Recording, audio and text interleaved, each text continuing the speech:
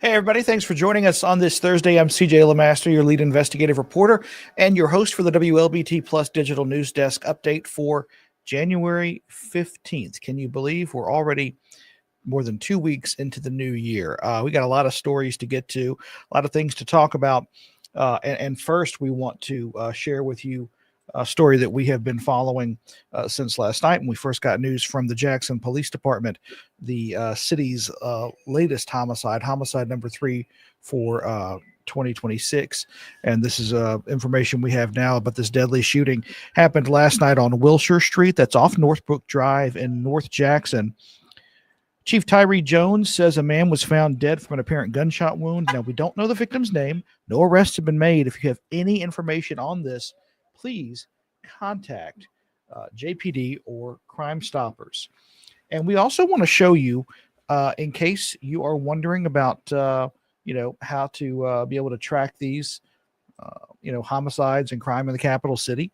We want to show you right now on WLBT.com. If you go there and you go to the website, you click on the little hamburger there, the 3 lines, you click on crime. And I know you can't really see it. Let me pull this over so you can see it. Okay, so you go to WLBT.com, you click on this, you go to Jackson Homicides, and then it will show the homicide map.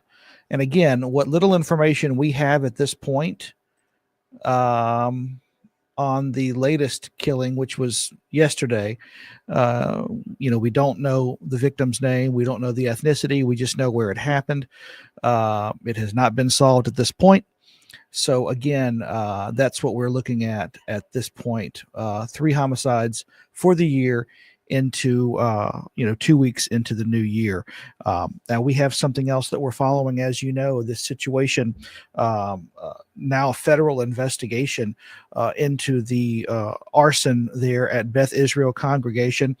What we can tell you at this point is that a federal grand jury says there is now enough evidence to charge the 19-year-old Madison suspect with intentionally setting that North Jackson synagogue on fire. And we're going to show you video here. This is video of the suspect, actually, or a still shot of the suspect. He took a selfie posted it on his Snapchat while he was in the hospital, and this is that picture.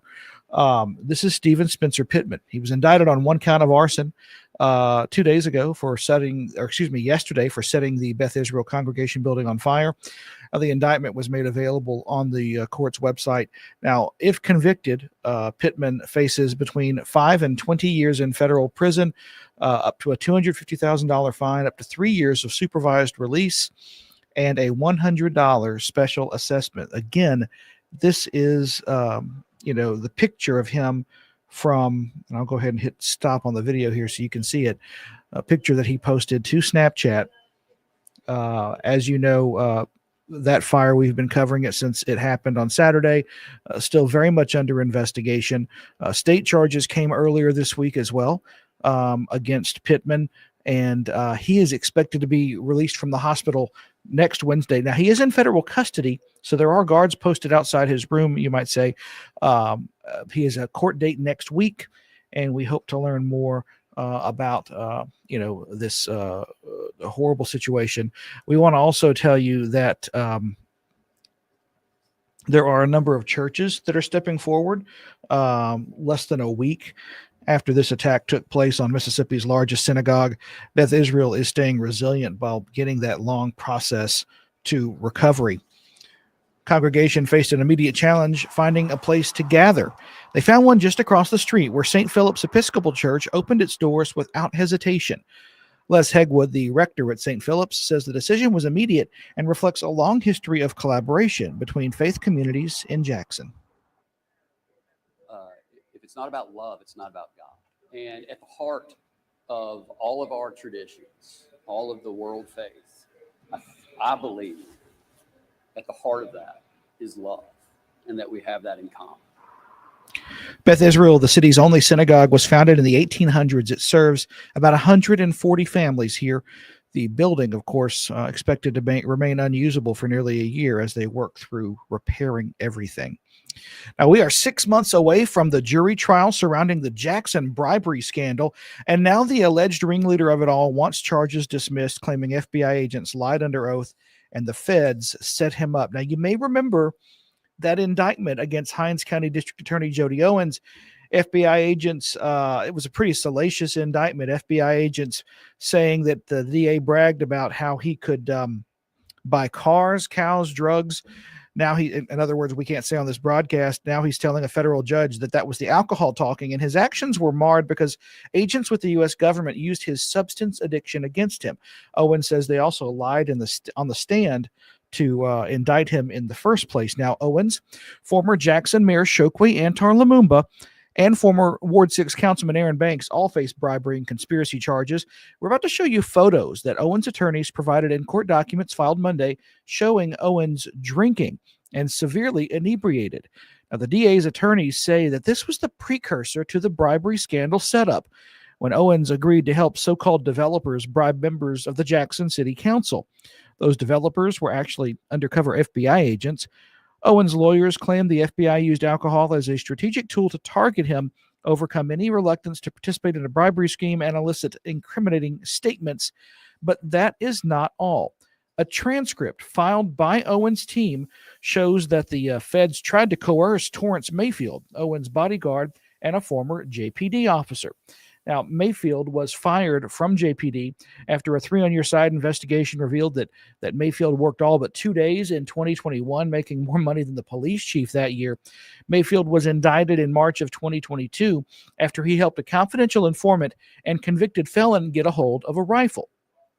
Now, the implication in these documents here is that the government used that confidential informant to set Mayfield up, and then in turn kept that indictment sealed for over a year, then took Mayfield into custody and tried to see, hey, can you give us information, give us dirt on Owens, and we will make those federal charges go away. Well, Mayfield didn't give them anything.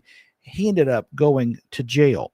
Now, Owens also says one of the FBI agents lied under oath to the grand jury by not telling jurors that the agents suggested bribing officials, not Owens. Now, that's significant because by failing to disclose that, Owens' lawyers are arguing that to the grand jury, it sounded like the DA came up with the bribery scheme, when in fact, if the feds were the ones bringing it up, they were the ones that introduced it.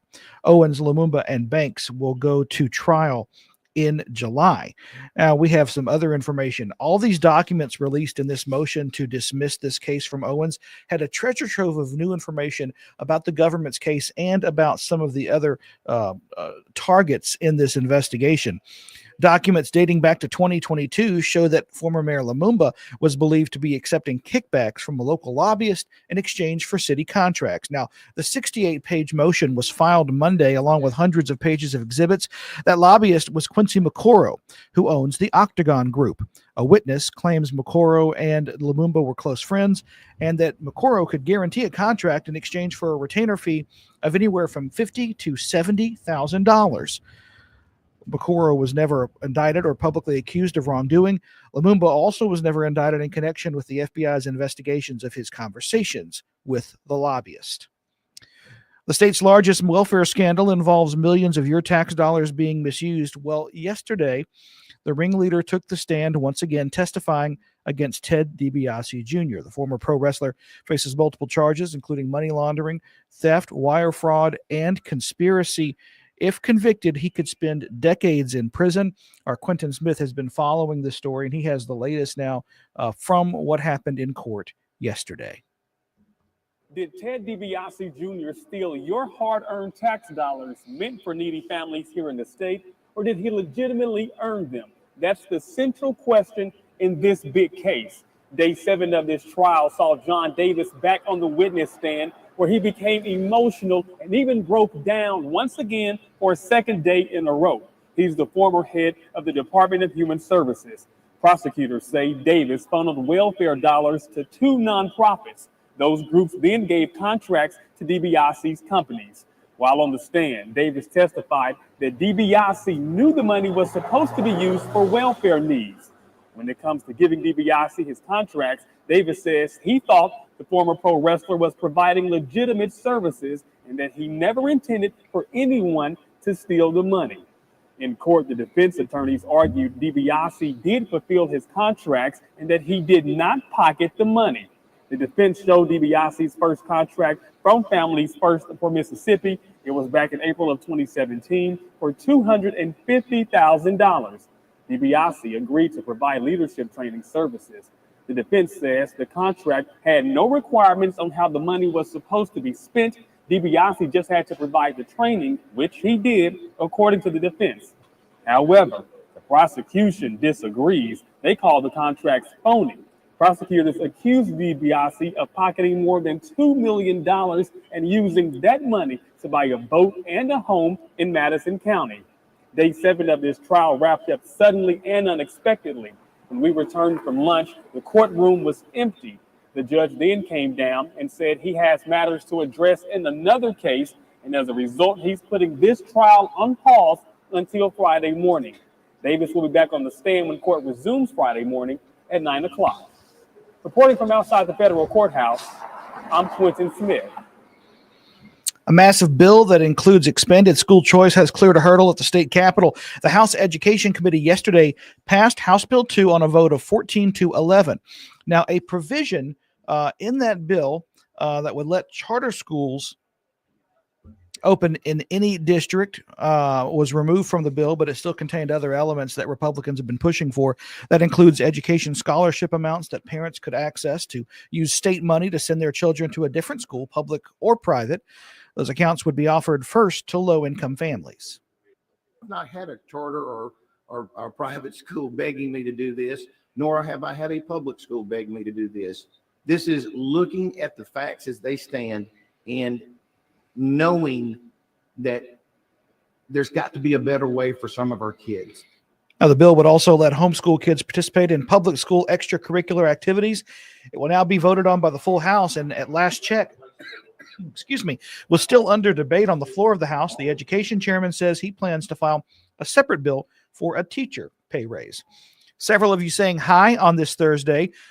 First on the list, Britt saying happy Thursday, everyone. Britt, I hope you're doing well. Hopefully you're not driving. You're able to listen to this while you're, stationary somewhere. Sheikah Hampton saying hello, everyone, and happy Thursday with a flurry of hearts, as is her trademark. Sheikah, I hope you're doing well today. Sheikah Hampton also saying, in terms of the story that we had earlier on the homicide, that third victim of 2026 at Wilshire Street. My condolences go out to the family, ours as well, and we hope to learn more information. And of course, once the family is contacted and they get that next of kin notified, then we will actually have information on who was killed there.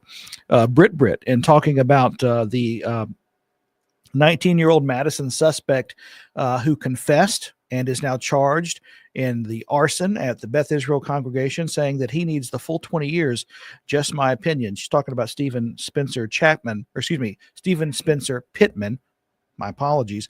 Of course, he right now is still recovering from burns that he sustained while allegedly setting fire to the Beth Israel congregation building. Last, we have a positive story to tell you about. The first act of over at Thalliamar Hall since it reopened a year and a half later, hosting, of course, the former Vice President Kamala Harris. She kicked off her book tour at the Municipal Auditorium last night, marking the venue's reopening. Nearly 17 months. Now, Harris promoted her 107 days book tour. Look at this crowd, by the way. Packed house out there. Her book was about the 2024 presidential campaign to a crowd of thousands. The book has topped the New York Times bestseller list for 10 weeks, selling more than 600,000 copies. Moderating that session, of course, is Jackson's own Rita Brent, a comedian and musician. Also, her show on Fox 40, if you've seen it, Late Night with Rita Brent, is hilarious. Mayor John Horn declared January 14th Kamala Harris Day here in the capital city. Fans came from across the country for the event. She has certainly been an inspiration, just her leadership style, her concern seems very genuine for the people. Also, as a woman, she is breaking barriers and making strides. So I'm very proud of her. Her point of views on the things that are going on possibly today, her outlook on being in the White House, even though we didn't hear from her as much as some felt. Just to see her outtake on that, and a Black woman in the White House with such a role that she had, just to see how it felt for her. Before she was the vice president, my biggest dream was just to graduate college, because I'm going to be the first person in my family graduated. So that was like my biggest dream. But then after she became the vice president, it was like the sky is the limit. I could do even more. I could just dream about doing something even bigger than, with, my college degree. The former vice president also took time to sign her book after the session here, after the event. She is going to be in Memphis tonight. That is all the time we have for this edition of the WLBT Plus Digital News Desk Update for your Thursday, January 15th. I'm CJ Lemaster, your lead investigative reporter and your host of this every day at 1 o'clock. 2:30, our First Alert Weather Team is going to be in here to let you know how much colder it's going to be. There could be a chance for snow on Sunday. Some of the models are suggesting that, but they will be able to tell you all of that information. And, of course, our early evening newscast start at 4 p.m. on air and online. For everyone here at WLBT News, I'm CJ Lemaster. Thanks so much for watching, and we will see you back here tomorrow. We are one day away from Friday and that much closer to the weekend. Thanks for watching.